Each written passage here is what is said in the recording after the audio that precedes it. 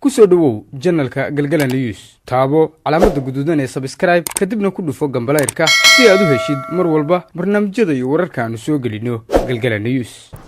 waxaan maantay halkan booqasho ku soo gaaray oo booqasho kormeer ku nimid xafiiska dawladda hoose ee degmada Boosaaso aniga iyo wasiir dawlaha wasaaradda arrimaha gudaha iyo agaasimaha guud wasaaradda arrimaha gudaha iyo isku duwaha dawladaha hoose ee gobolka Bari wasaaradda arrimaha gudaha waxa halkan ugu soo dhaweeyay gudoomiyaha degmada Boosaaso gudoomiye ku-xigeenkiisa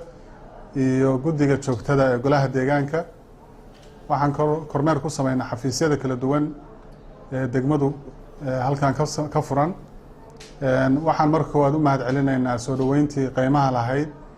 gudoomiyaha gudoomiye ku-xigeenka iyo xubnaha golaha deegaanka iyo maamulkuba ay noo sameeyeen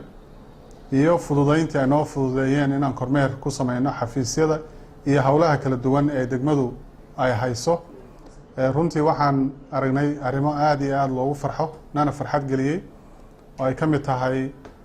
tashiilaadka ay bixiso adeegyada ay bixiso degmadu iyo sida ay u bixiso systemska ama maxaa la yiraahdaa makaaniyaadka kala duwan ee ku shaqeynayso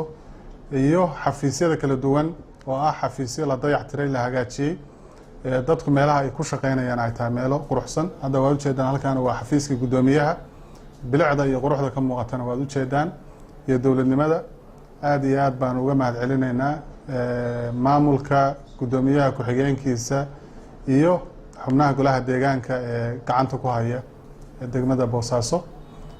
waxaan kaloo shir la galay la qaadanay gudoomiyaha ku-xigeenkiisa iyo guddiga joogtada ee golaha deegaanka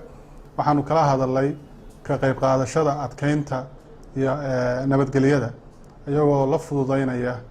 dadaalka dawladda Puntland hadda ay ka wado magaalada Boosaaso ee lagu sugayo amniga gacantana dib maaragtay magaaladana lagu hagaajinayo adkeynta amniga waxaan kaloo kala hadalay sare u qaadista iyo dardargelinta dakhli aruurinta si dhaqaalaha kor loogu qaado aad iyo aad baan iyadana waxaan ugu faraxsanahay wada shaqeynta ka dhex jira maamulka degmada iyo golaha joogtada ee golaha deegaanka iyo guud ahaan golaha deegaankaba dardaaran iyo maxaa la yiraahdaa adkeynta xoojinta wada shaqeyntaasna waa ka ballanay wada shaqeynta wasaaradda iyo degmadana ayadana waa ka ballanay in la xoojiyo oo la dardargeliyo